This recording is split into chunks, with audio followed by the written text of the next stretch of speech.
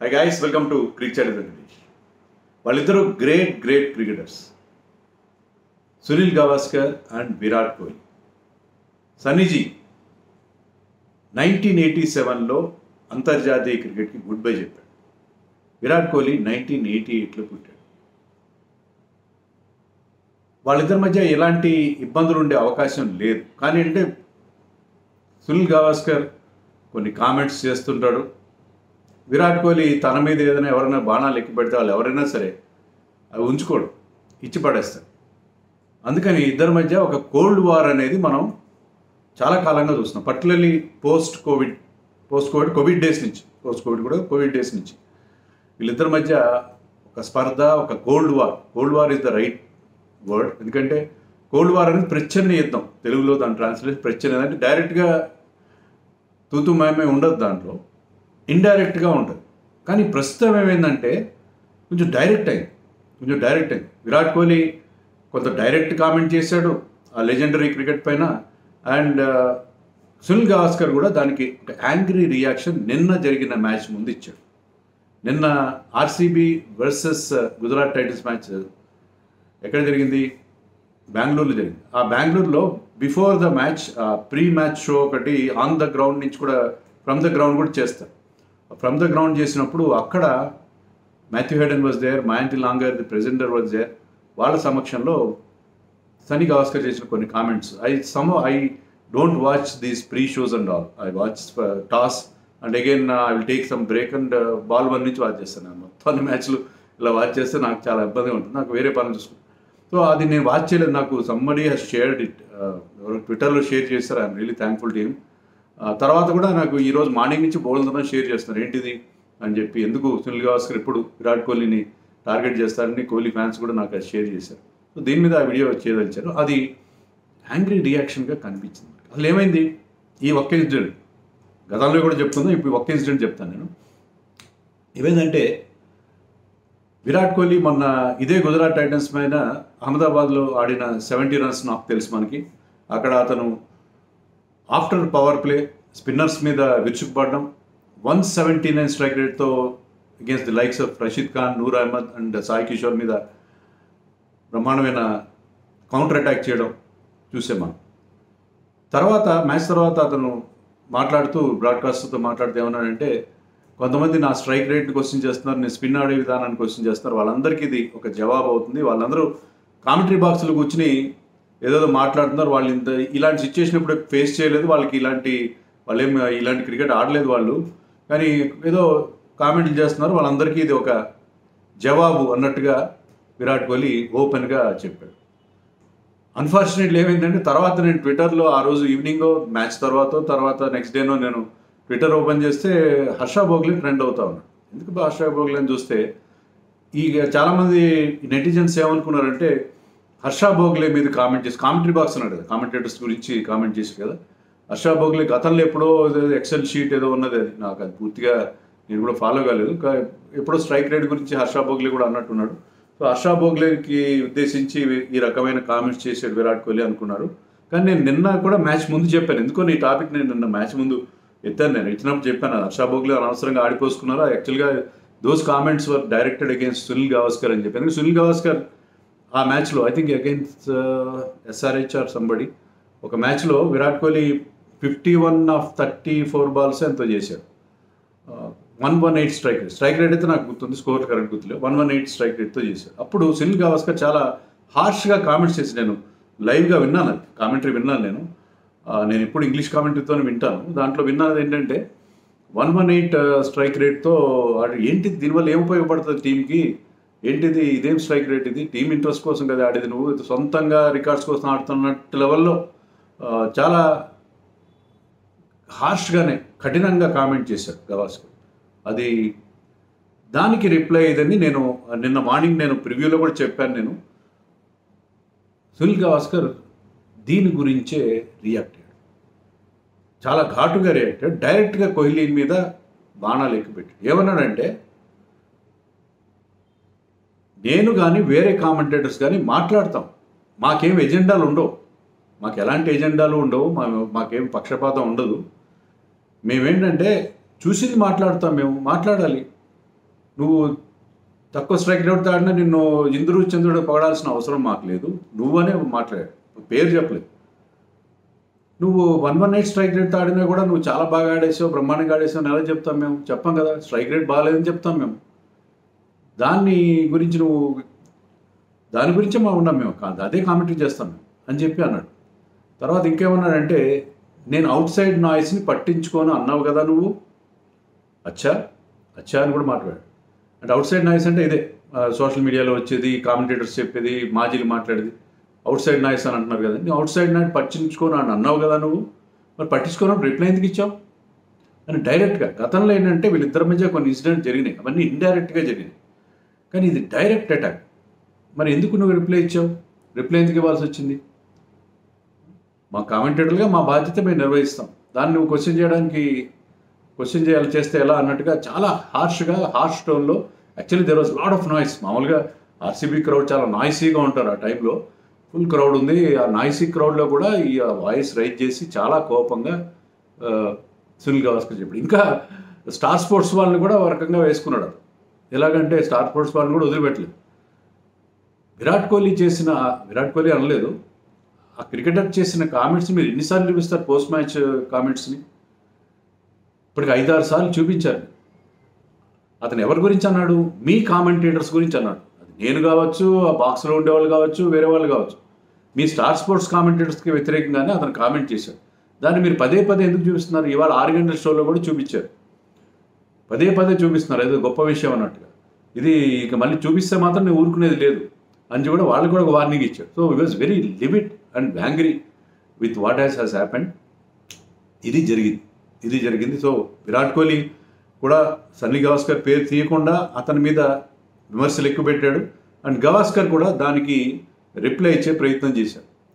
So ఇది జరిగిన విషయం. Strike rate and his handling of spinners గురించి సునీల్ గవాస్కర్ చేసిన వ్యాఖ్యల మీద వీళ్ళిద్దరి మధ్య చాలా కాలంగా నలుగుతుంది. సో దీని మీద మళ్ళీ విరాట్ కోహ్లీ ఎలా రియాక్ట్ అవుతాడో మనం చూడాలి. ఈ బ్రాడ్కాస్టర్స్ కూడా ఏంటంటే they enjoy this type of thing.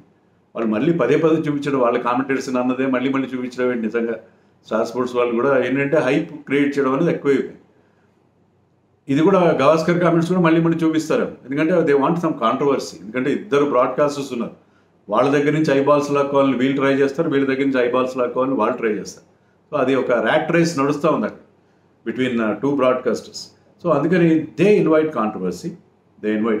అక్కడ కూడా మనం చూస్తాం ఇర్ఫాన్ పఠాన్, ఇక్కడే స్టార్ స్పోర్ట్స్లో ఇర్ఫాన్ పఠాన్ కూడా he's having a go at Hardik Pandya. చాలా personalised. I have lot of respect for Irfan, but is very cool guy. కానీ ఎందుకో ఇర్ఫాన్ పఠాన్ కూడా హార్దిక్ పాండ్యా మీద విరుచుకుపడుతున్నాడు.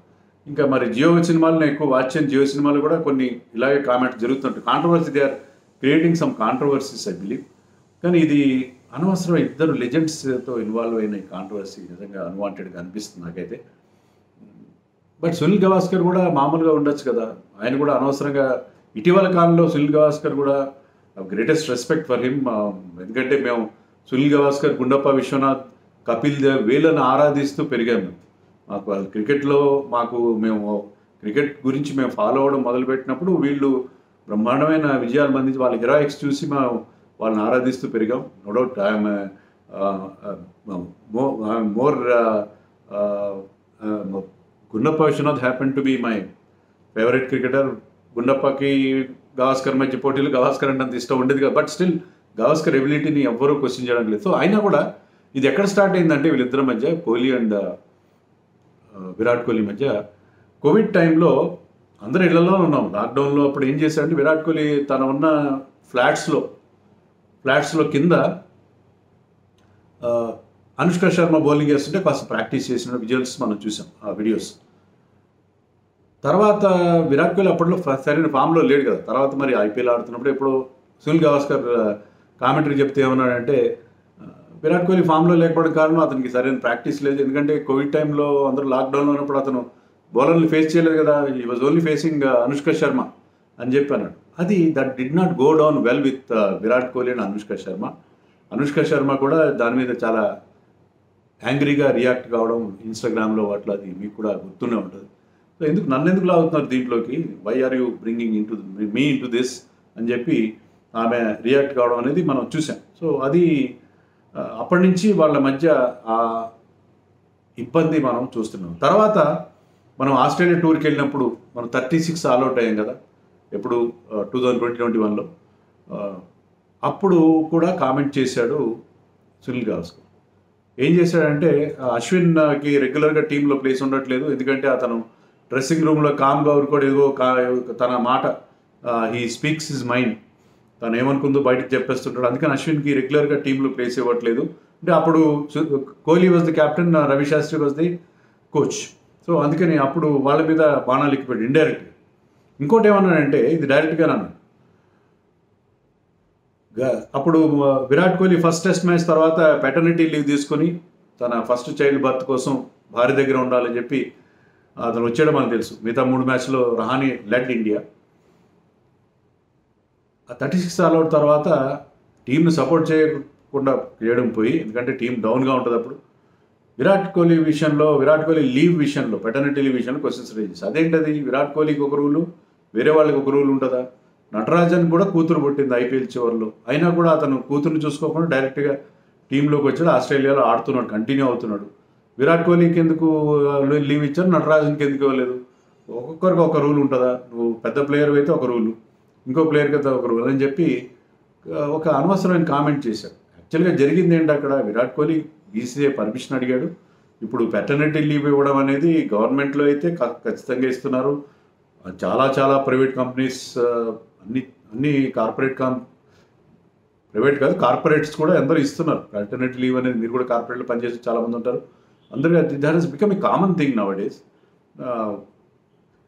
సో అది లీవ్ అడిగి పర్మిషన్ తీసుకుని అతని పర్సనల్ చాయిస్.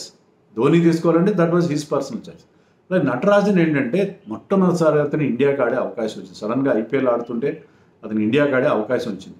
ఆ అవకాశాన్ని ఉపయోగించుకుని అతను మళ్ళీ లేదు నేను కూతురుని చూసుకోవచ్చు, ఎందుకంటే క్వారంటైన్ రూల్స్ ఉన్నాయి అప్పుడు ఏంటంటే, మీరు వెళ్తే కొన్ని రోజులు అక్కడ క్వారంటైన్ కావాలి, మళ్ళీ వెనక్కి వస్తే మళ్ళీ కొన్ని రోజుల పాటు టీంతో ఉండాలి. అతను నెట్ బౌలర్గానే వెళ్ళాడు. నెట్ బౌలర్గా వెళ్ళిన వాళ్ళు వచ్చిన ఆపర్చునిటీ ఉపయోగించుకోవాలి. చైల్డ్ బర్త్ అని చెప్పి నేను వచ్చేస్తే అలాగా వచ్చిన ఆ అవకాశాన్ని 2 చేతులతో అందిపుచ్చుకోవాలి. ఇదే అప్కమింగ్ క్రికెటర్. సో అలాంటప్పుడు అతను ఎలా వెళ్తాడు? అతను అడగలేదు, అడిగినట్టు ఎక్కడా లేదు, అడగకుండా ఎవరిస్తారు లీవ్? అతని ఛాయిస్ ప్రకారం అడగలేదు, అతనికి లీవ్ ఇవ్వలేదు, అడిగిన కోహ్లీకి ఇచ్చారు. కానీ దాన్ని సునీల్ గవాస్కర్ తప్పుపట్టడం మనం చూసాం. అదే అంటే వాళ్ళిద్దరి మధ్య అప్పటి నుంచి, ఎందుకంటే అప్పుడు అనుష్క శర్మ కూడా నా మీద కామెంట్ చేసిందని మనసులో పెట్టుకుని ఉండొచ్చు సునీల్ గవాస్కర్ బహుశా. అప్పటి నుంచి వాళ్ళిద్దరి మధ్య తర్వాత కామెంటరీలో విరాట్ కోహ్లీ బాగా ఆడినప్పుడు సునీల్ గవాస్కర్ పొగడాల్సి వస్తుంది, తప్పదు కదా, it is profession. In places cover drive very well, ఖచ్చితంగా పొగుడతారు.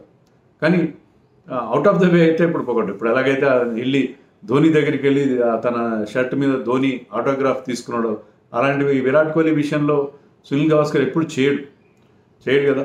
సో తన కమెంటేటర్గా తన బాధ్యతలు అయితే నిర్వహిస్తాడు. కానీ మధ్యలో ఇంకో కామెంట్ చేశాడు. ఆ మధ్యలో తర్వాత కూడా మీరు చూడండి, విరాట్ కోహ్లీ ఫామ్లో లేనప్పుడు ఒకనొక సందర్భంలో గవాస్కర్ ఏమన్నాడంటే, నా దగ్గరికి వచ్చి ఒక 20 నిమిషాలు మాట్లాడితే అతనుకున్న ప్రాబ్లమ్స్ నేను సాల్వ్ చేసేస్తాను. 20 నిమిషాలు మాట్లాడే సాల్వ్ చేస్తాను. అసలు విరాట్ కోహ్లీకి ఉన్నది టెక్నికల్ ఇష్యూ కానే కాదు. దానికి ఎంతోమంది ఎన్నో రకాలు చెప్పారు. బ్యాక్ ఫుట్ ప్లే సరిగ్గా లేదు, బ్యాక్ ఫుట్లో ఆడాల్సిన ఫ్రంట్ ఫుట్లో ఆడుతున్నారు, మంజరిక లాంటి వాళ్ళు చాలామంది చెప్పారు, రకరకాల థియరీస్ చెప్పారు. During that period when Virat Kohli was not scoring big runs, scoring runs but not scoring hundreds particularly. ఆ టైంలో చాలామంది మాజీలు ఉచిత సలహాలు పారేశారు. దాంట్లో గవాస్కర్ ఏమన్నాడంటే, నాతో 20 నిమిషాలు నా దగ్గరికి వచ్చి నాకు ఫోన్ చేయమనంటే ఒక 20 నిమిషాలు వస్తే చాలు నేను చెప్తాను, ఏదో తన దగ్గర ఏదో మంత్రదండం ఉన్నట్టుగా చెప్పాడు. 20 నిమిషాలు ఎలాగ టెక్నికల్ ల్యాప్సెస్ దాన్ని సవరిస్తారో నాకు తెలియదు. నిజంగా అంత గుడ్ ఇంటెన్షన్ ఉంటే తనే స్వయంగా ఫోన్ చేయొచ్చు కదా, ఫోన్ చేయొచ్చు, ఏముంది. మీకు నాకు విరాట్ కోహ్లీ ఫోన్ నెంబర్ దొరకదు, సునీల్ గవాస్కర్ దొరకదా? మీ బ్రాడ్కాస్టర్ని అడిగినా ఇస్తాడు, ఎవరిని అడిగినా ఇస్తాడు. సో ఒక మెసేజ్ పెట్టినా దానికి రెస్పాండ్ అవుతుంది. మామూలుగా క్రికెటర్స్ ఫోన్ ఎత్తారు, కొత్త నెంబర్, సెలబ్రిటీస్ ఎవరు ఎత్తారు. సో అది మీకు ఒక మెసేజ్ పెట్టినా విరాట్ కోహ్లీ ఖచ్చితంగా రెస్పాండ్ అయ్యేవాడు సునీల్ గవాస్కర్ కనుక మెసేజ్ పెడతాడు. సో ఆ మెసేజ్ పెట్టి ఉండాల్సింది, పెట్టి తనంతట తాను అడ్వైజ్ ఇవ్వాలి కదా. అలా కాకుండా విరాట్ కోహ్లీయే తను వచ్చి అడగాలంట, లేదా తను చెప్పడంట. ఇది టూ మచ్ కదా. విరాట్ కోహ్లీ వచ్చి నన్ను అడగాలి, నేను మాత్రం చెప్పను. లేకపోతే వేరే సోర్సెస్ ద్వారా వెళ్ళి అది డైరెక్ట్గా అడ్వైజ్ ఇవ్వాల్సింది.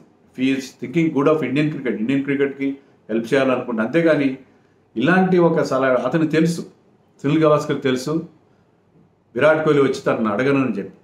ఎందుకంటే విరాట్ కోహ్లీకి ఉన్న టెక్నికల్ ప్రాబ్లం కాదు, అతనికి ఏంటంటే రెస్ట్ కావాలి. ఎప్పుడైతే అతను ఆఫ్ఘనిస్తాన్ అది ఏషియా కప్ ముందు 1 month క్రికెట్ నుంచి దూరంగా ఉండి ఇంగ్లాండ్ వెళ్ళిపోయి మెంటల్గా మళ్ళీ ఫ్రెష్ అయ్యి వచ్చాడో అప్పటి నుంచి అగైన్ ఈ స్టార్టెడ్ స్కోరింగ్ రన్స్. అతనికి కావాల్సింది ఆ మెంటల్ ఫెటిక్ నుంచి కొంత గ్యాప్ కావాలి. అంతేగాని అతని టెక్నిక్లో nothing was wrong with this technique. కానీ కావాలని కొంటెగా చేసిన పనిలాగా అనిపించింది. ఎందుకంటే అతను రావడం తెలుసు, చూసావా నేను అది చెప్పినా కూడా రాలేదు నా దగ్గరికి, అడ్వైస్ తీసుకోలేదు. ఒకవేళ తర్వాత కూడా విరాట్ కోహ్లీ సరిగ్గా ఆడకపోతే సీనియర్స్ అంటే రెస్పెక్ట్ లేదు, మేము సలహాలు ఇస్తామంటే మా దగ్గర సలహాలు తీసుకోవట్లేదు అని అనడం కోసం అలా అన్నాడేమో అనిపించింది. నిజంగా అతనికి హెల్ప్ చేయదలుచుకుని ఉంటే డైరెక్ట్గా ప్రైవేట్గా చేసి ఉండొచ్చు. ఇలా పబ్లిక్గా నా దగ్గరికి రావాలి మాట్లాడాలని చెప్పాల్సిన అవసరం ఏమాత్రం లేదు. సో విరాట్ కోహ్లీ మళ్ళీ ఫామ్లోకి వచ్చిన తర్వాత ఒకానొక సందర్భంలో ఒక ఇంటర్వ్యూలో అనుకుంటా అతను చాలా ఫిలసాఫికల్గా మాట్లాడాడు. ఏంటంటే నేను ఫామ్లో లేనప్పుడు నాకు ఎవ్వరు, లేకపోతే ఫామ్లో లేనప్పుడు తర్వాత నేను క్యాప్టెన్సీ వదిలేసినప్పుడు ఎవ్వరూ నాకు ఫోన్ చేసి, అంటే కరెంట్ క్రికెటర్స్ కాదు, మాజీలు నాతో పాటు ఆడిన వాళ్ళు, కలిసి ఆడి రిటైర్ అయిపోయిన వాళ్ళు ఎవ్వరు కూడా నాకు ఫోన్ చేసి నువ్వు చాలా మంచి బాగా లీడ్ చేసావు ఇండియాని అని కానీ, లేకపోతే ఎందుకు అలాంటి డెసిషన్ తీసుకున్నావు అని కానీ ఎవ్వరూ అనలేదు. ఒక్క ధోని తప్పిస్తే చాలామంది మాజీ క్రికెటర్లు నేను అడగకుండా బోల్డ్ అని సలహాలు పారేశారు. నేను వాళ్ళని ఏం అడగలేదు, నా టెక్నికల్ ఇష్యూస్ అన్నీ ఏవేవో సలహాలు చెప్పారు. వాళ్ళకి ఏమన్నా నిజంగా నాకు వాళ్ళు సలహాలు ఇవ్వదలిస్తే నాకు ఫోన్ చేసి చెప్పాలి, కానీ ఓపెన్ ఫోరమ్స్లో అలా చెప్పాల్సిన అవసరం ఏముంది అని కూడా విరాట్ కోహ్లీ క్వశ్చన్ చేస్తారు. సో వీళ్ళిద్దరి మధ్య ఇలాంటి ఇష్యూస్ నలుగుతూనే ఉన్నాయి. దానికి ఇప్పుడు క్లైమాక్స్కి వచ్చిందేమో అనిపి, ఇప్పుడు డైరెక్ట్గా నువ్వు తూతూ మేమే అంటే పేరు చెప్పకుండా నువ్వు ఇలా అన్నావు అంటే నువ్వు ఇలా అన్నావు అని చెప్పి ఇద్దరు మాట్లాడుకోవడం చాలా అన్ఫార్చునేట్ థింగ్. సునీల్ గవాస్కర్ కూడా ఇలాంటి కామెంట్ చేయకుండా ఉండాల్సింది. చేస్తే విరాట్ కోహ్లీ ఊరుకోడు. మామూలుగా కొంతమంది ఏం చేస్తారంటే సచిన్ టెండూల్కర్ వాళ్ళు ఇలాంటి వాళ్ళు వాళ్ళ బ్యాట్తోనే సమాధానం చెప్పుకోవడం అనేది మనం చూసాం. కానీ ఒకసారి సచిన్ టెండూల్కర్ నా మీద చాలామంది రాళ్ళు వేశారు, నేను వాటిని మైలు రాళ్లుగా మార్చుద్ది. People started throwing stones at me but I converted them into milestones అని ఒక ఫేమస్ కామెంట్ కూడా చేశాడు సచిన్ టెండూల్కర్. కానీ విరాట్ కోహ్లీ అలా కాదు, బ్యాట్తోనూ సమాధానం చెప్తాడు, మాటలతో కూడా సమాధానం చెప్తాడు. సో అలా ఏది బ్యాలెన్స్ ఉంచుకోడు, ఇచ్చి పడేస్తాడు. అదే చేశాడు విరాట్ కోహ్లీ.